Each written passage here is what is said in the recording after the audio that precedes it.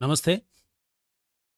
Welcome to Anveshi History live talk on one of the most contested or debated, much debated aspect about Vijayanagara in the recent times is its Hinduness. So, is the Hinduness of Vijayanagara a questionable identity? Is what the topic that I am going to speak today, and that too in English. Usually, I do most of the programming of Anveshi history in Telugu, but as someone, some of the uh, viewers of Anveshi have asked for some content in English, so I thought this being a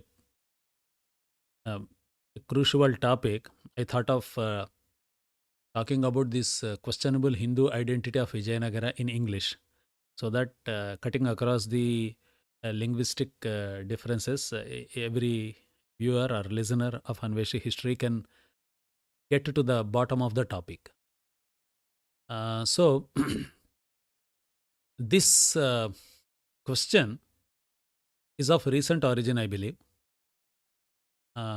And this question has been raised by some of the writers like Philip Wagner, followed by um, some of the Indian writers also, probably from the left, liberal, and progressive groups, if I have to use the identity tags. But I am presenting my ideas here through this topic, neither as a right wing activist or left leaning liberal.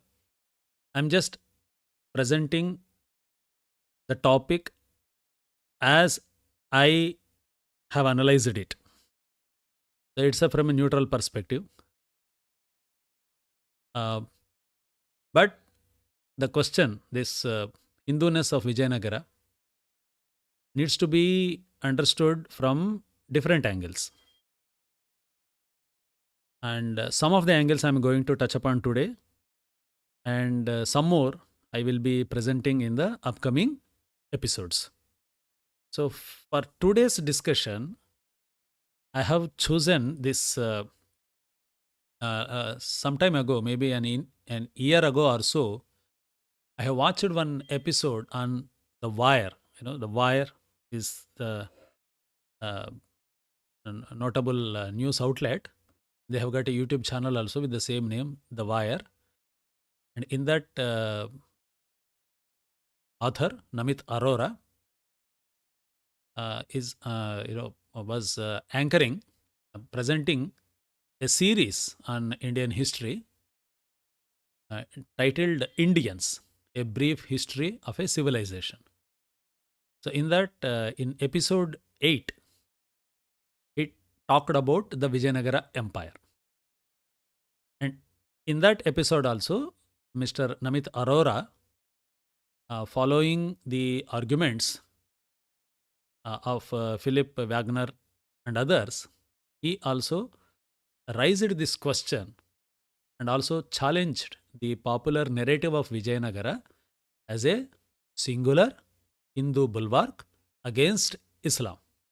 So he argues that while the ruling class was Hindu singularly, but their political, economical, and cultural identities are what I can say, that the political and cultural sphere, on that political and cultural sphere, their identity is secular. And the Vijayanagara court was heavily influenced by the Persian fashions, Persian customs, and Persian languages, because during that period, that is 15th, 16th century, Persia has become like what US is today for us in terms of fashion, in terms of lifestyle. So similarly, back in those days, Persia was the role model in terms of dressing, in terms of language, in terms of social customs, norms, etc. Persia was the most looked upon civilization. So that's the argument. And some of the key aspects from his presentation, Namit Aurora's presentation, is that um, he says that the dressing sense of the Vijayanagara elites, particularly the Kabai and the Kulai or Kulavi in Kannada or Kulai in Telugu.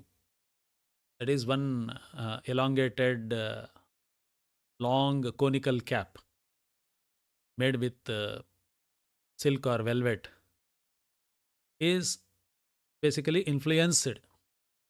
And the kabai is a long sleeved shirt kind of thing, tunic.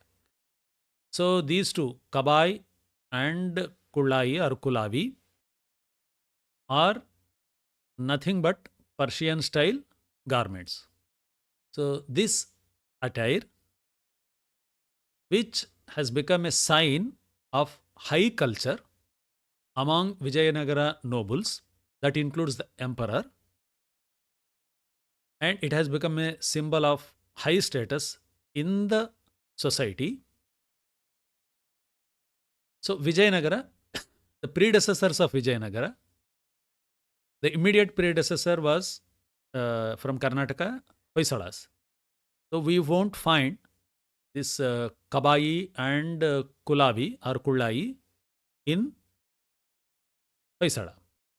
Similarly, because Vijayanagara spread over Telugu lands also, so before Vijayanagara, Telugu lands were under the rule of Kakatiyas, and in Kakatiyas dressing sense also, this Kabai and Kulavi were conspicuously missing. And the other great Hindu kingdom of the times, Sevana Yadava, that is Yadava kingdom, Devagiri Yadavas, even their sculptures and their literature also doesn't talk about Kabai or Kulavi. These two suddenly appear from Vijayanagara period. So Mr. Namit Aurora says that the Vijayanagara court is highly Persianized by citing this dress code or dress sense. Then he further supports his argument that the Vijayanagara army was a composite. He has got elements composed of Hindu as well as Muslim mercenaries. So there were regular Hindu soldiers, and then there were thousands of Muslim soldiers and captains who are hired, who are working on the hired basis. So mercenaries basically. So Mr. Aurora points out that the empire's rivals, traditional rivals, are not the 5 Deccan sultanates, but it was the other Hindu kingdoms, like Gajapatis, like Ummatur chiefs, like some other small and petty Hindu rulers. So, for example, Krishnaraya waged series of battles against Gajapatis of Kalinga. That we know very much. So this is another, that is this composition of Vijayanagara military, which had a significant presence of Muslim soldiers and generals or captains, is again shows that Vijayanagara was not Hindu in its identity, but it was secular in its identity. So, according to Mr. Aurora, Vijayanagara waged more battles and wars with fellow Hindu kings rather than waging ferocious wars with the neighboring Deccan sultans. Then third point that he uses to support his argument, that the Rayas of Vijayanagara allied with Muslim sultans more often than not. So they opposed them. That means Rayas of Vijayanagara, the instances where the Rayas of Vijayanagara opposed the Deccan sultanates are less in number as compared to the instances where the Rayas of Vijayanagara waged wars against their fellow Hindu rulers. So thus, religion, in the view of Rayas of Vijayanagara, was a rare phenomenon. That was not the primary reason for them to build the empire.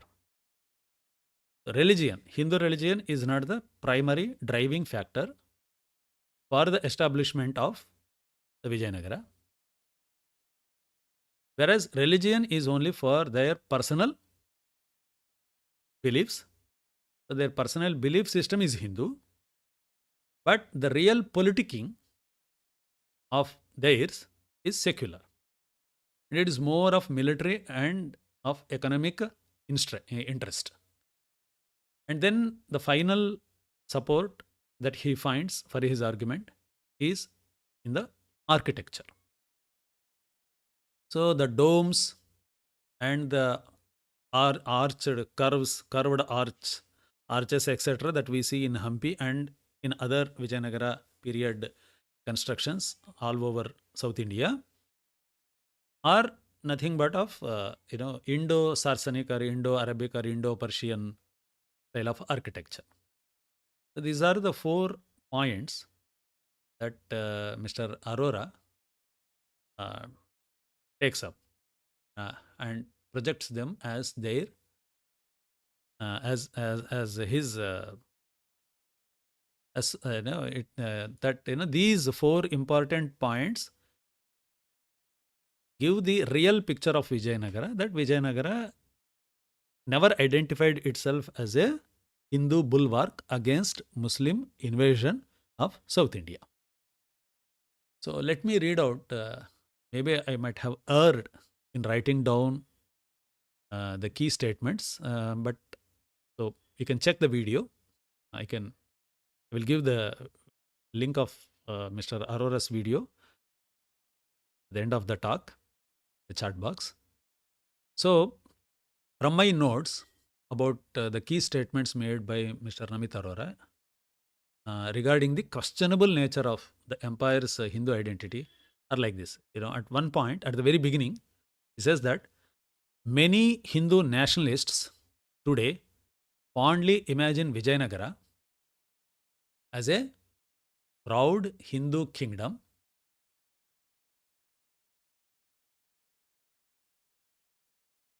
that bravely resisted the onslaught of Islam, as many Hindu nationalists allege today.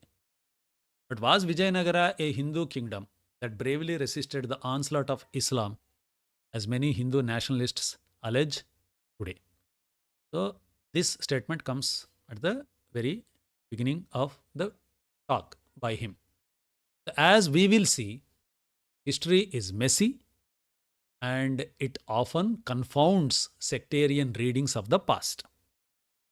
And somewhere in the middle of the video, Mr. Aurora says that interestingly, while Vijayanagara's elites were Hindu, their material and political culture had been significantly Persianized, including their courtly attire, the kabai and kulavi that I have discussed at the very beginning of my talk. This embrace was voluntary and is also evident in other realms such as its Persianate architecture, administration, military technology, and more. And coming to the end of his talk, his presentation, Mr. Aurora makes 2 important points. That was Vijayanagara a Hindu kingdom that bravely resisted the onslaught of Islam, as many Hindu nationalists allege today? That's not what history tells us. There is little evidence that the rulers of Vijayanagara were defending Hinduism against Islam. This is one statement that he makes at the closure as a closing remark of his episode. And then he adds that to see the Deccan as a binary between an evil Muslim north and a good Hindu south is a projection of modern passions and prejudices upon the past. It really distorts the actual historical experience of medieval South Indians. So, with this remark, I think he closes the episode. So, these are some of the key aspects from Mr. Namit Arora's talk. So, if we have to analyze these statements and make an assessment whether Vijayanagara demonstrated its Hinduness or not, we have to consider various aspects and then come to a conclusion. So, in this episode, hopefully I might be continuing this also. So, and hence I'm not covering all the points pointed out by Mr. Aurora in this episode itself. I will be touching upon the first aspect, that is the Hinduness of Vijayanagara. So, the question that I have framed from the statements of Mr. Namit Aurora is this: that if Vijayanagara hasn't declared itself as a Hindu state, then who labeled that empire as a Hindu empire? And as per Mr. Namit Aurora, this Hindu coloring, this coat of Hindu color painted on Vijayanagara, the otherwise secular Vijayanagara Empire, is of recent development. And going by his own statement, where he says that, many Hindu nationalists today fondly imagine Vijayanagara as a proud Hindu kingdom. So, many Hindu nationalists today.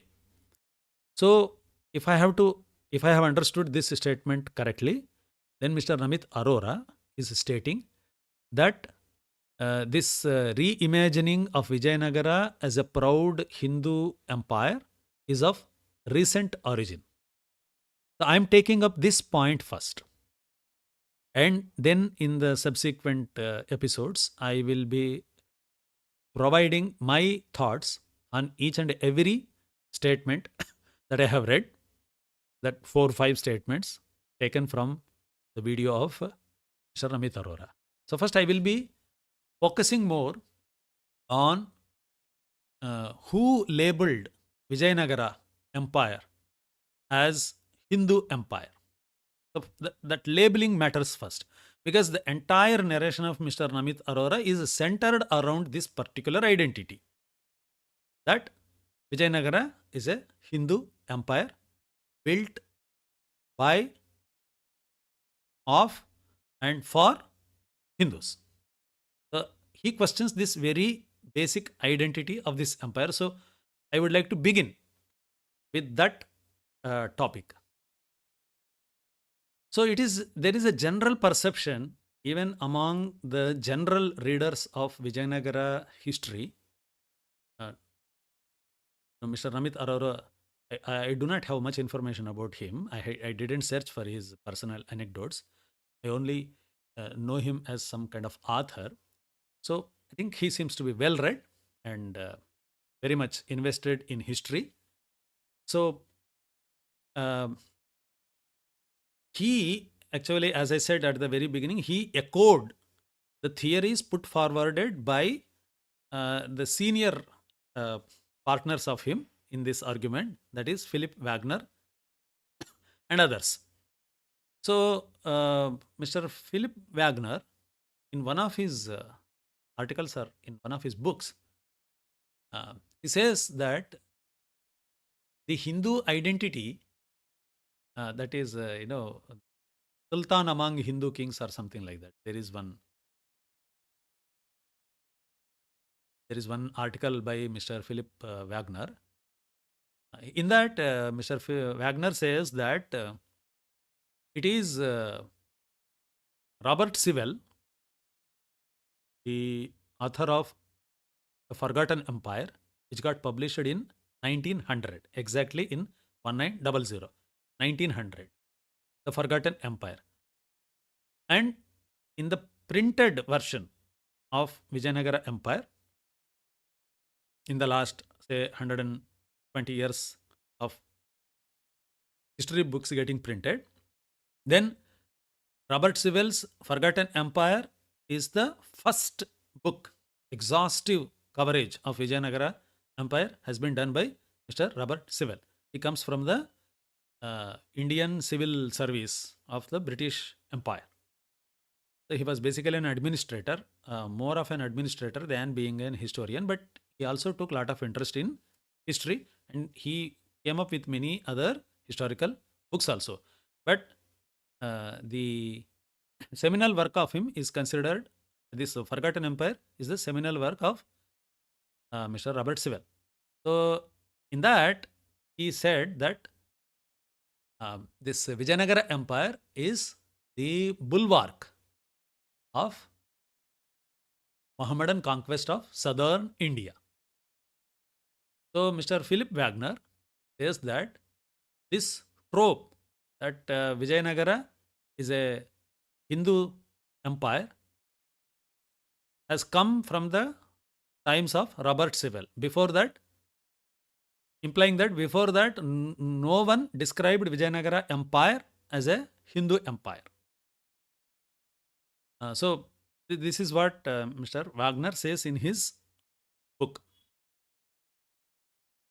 But so I took that as the starting point and then tried to trace who did anyone call Vijayanagara Empire as a Hindu empire before Robert Sewell published his work in 1900, where he described Vijayanagara as a Hindu bulwark created specifically to stop the Mohammedan invasion, conquest of southern India. So when I tried to do that, I got some interesting results. Let me show that you. So the earliest reference to Vijayanagara Empire as a Hindu kingdom, as per my search, comes from one Mr.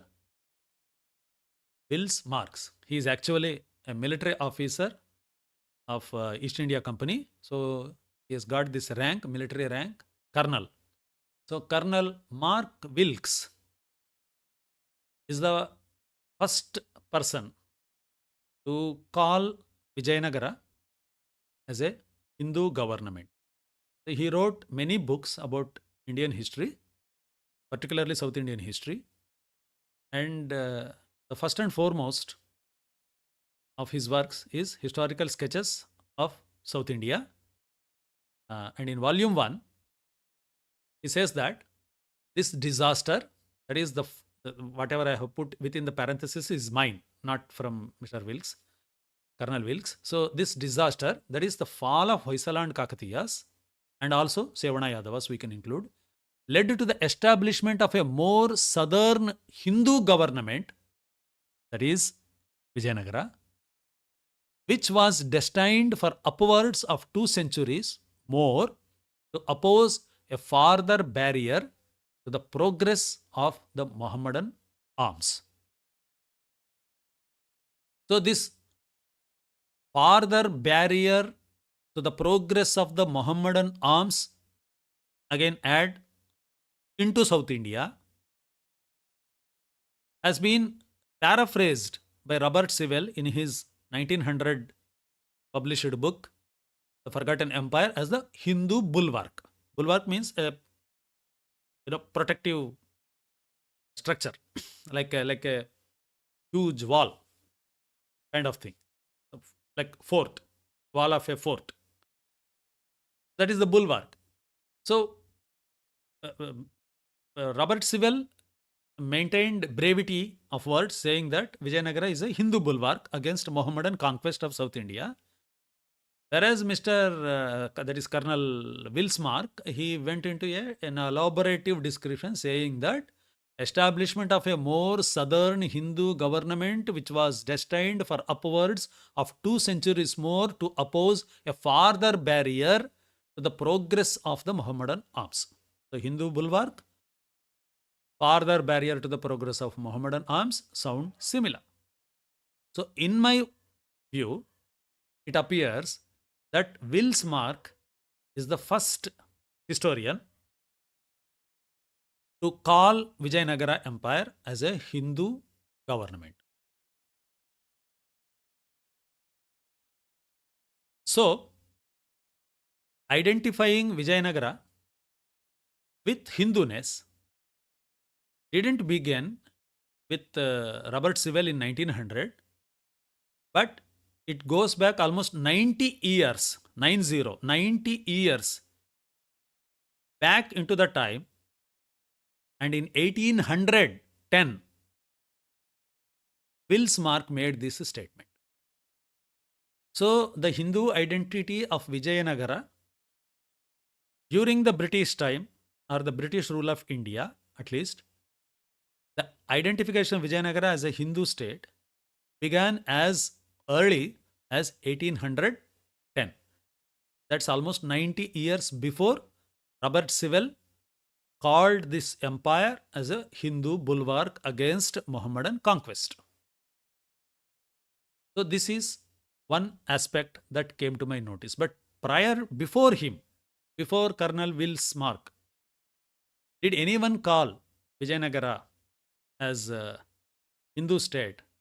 That I have yet to search. But my quick search has resulted in finding this statement from Wilsmark as early as 1810. It's almost, 100 and almost 210 years for us now. So after him,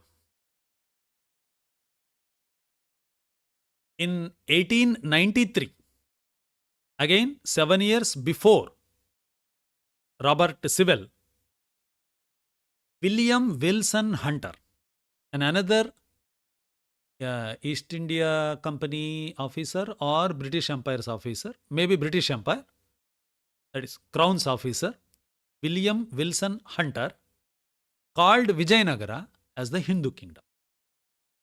He wrote a book which got published in 1893, and the book's name is A Brief History of the Indian Peoples. In that book, let me show his photograph also.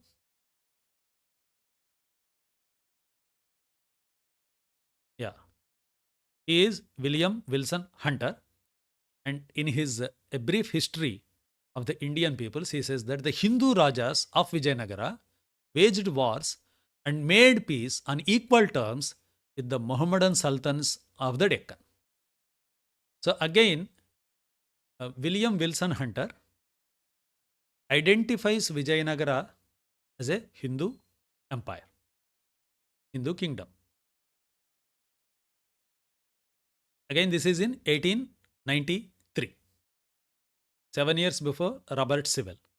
So, in 1810, we got Colonel Wilsmark identifying Vijayanagara as a Hindu government. And 83 years down the line, in 1893, William Wilson Hunter also identifies Vijayanagara as Kingdom of Hindu Rajas.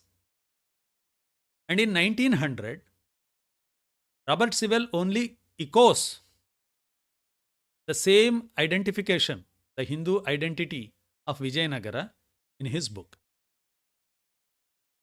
Because the first two works that I have mentioned here, that is Historical Sketches of South India and A Brief History of the Indian Peoples, as these two books are not focused only on Vijayanagara but about entire South India, these remarks can be taken as a passing remark.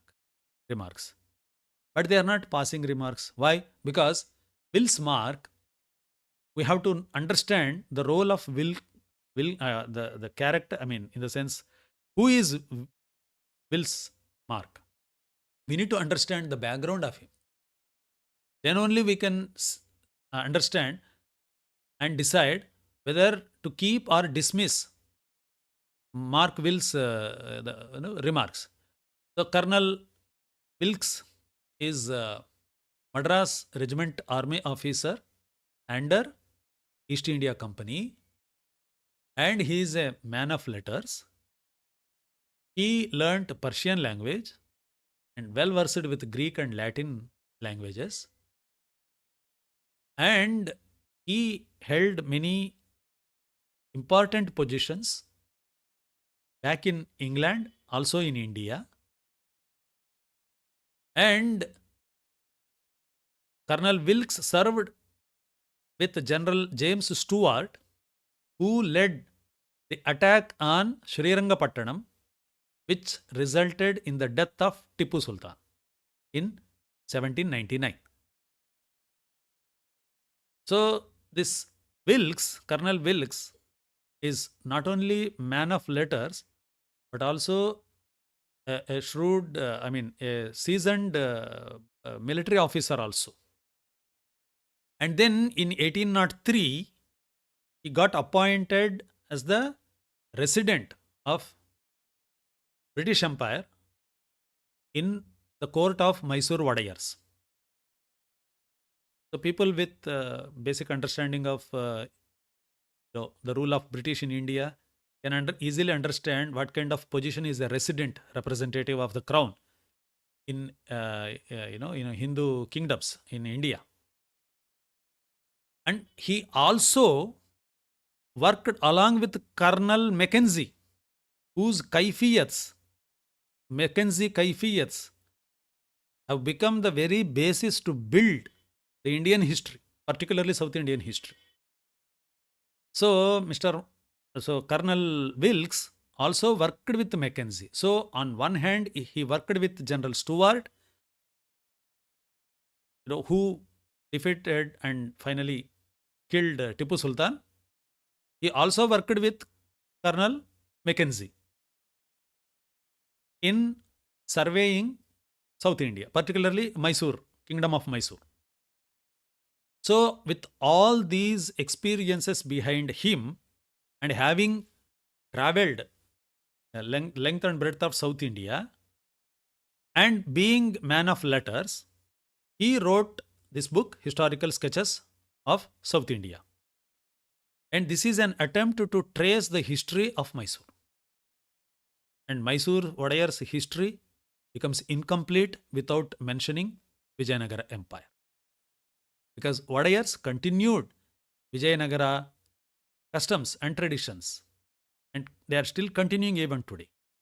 The Mysore Dasara is nothing but the continuation of that Mahanavami celebrations during the heydays of Vijayanagara, held near Dasara Dibba or Maharnavami Dibba in Hampi, that military parade. And even our Republic parade also is similar to the military parade conducted by the Vijayanagara armies during Maharnavami.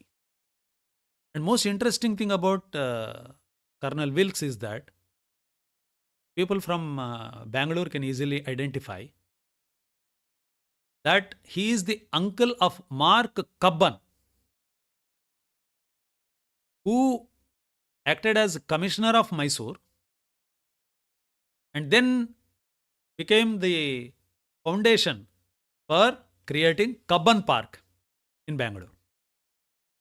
So this Colonel Wilkes is uncle of Cubban, in whose name we have got a well-known park in Bangalore, Cubban Park.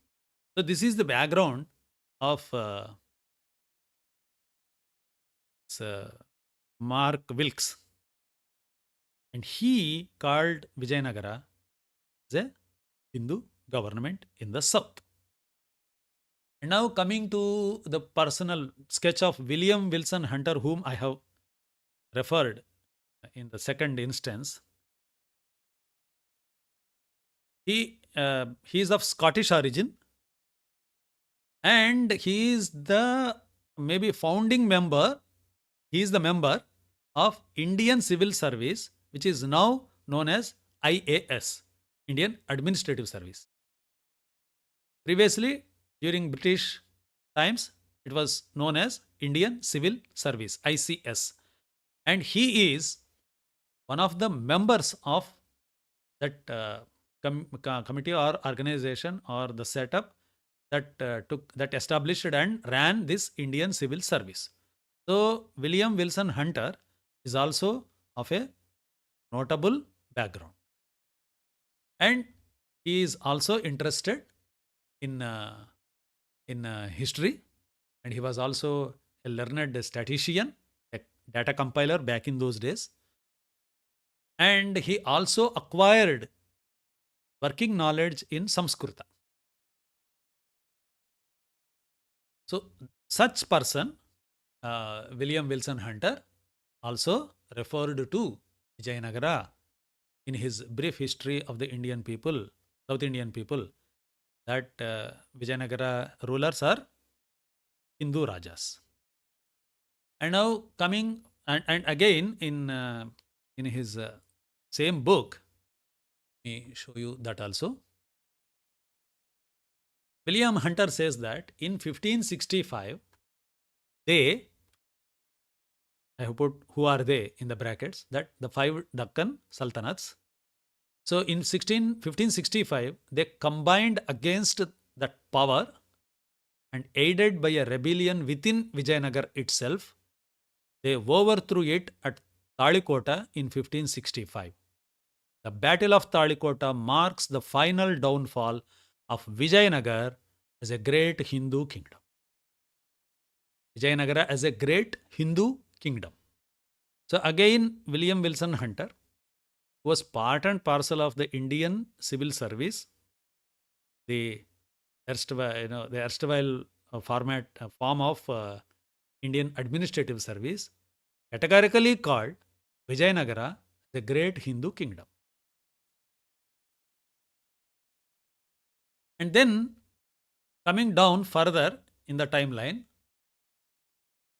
Major T.W. Haig, an army officer and also a civil servant of British government in India, wrote a book called Historic Landmarks of the Deccan that got published in 1907.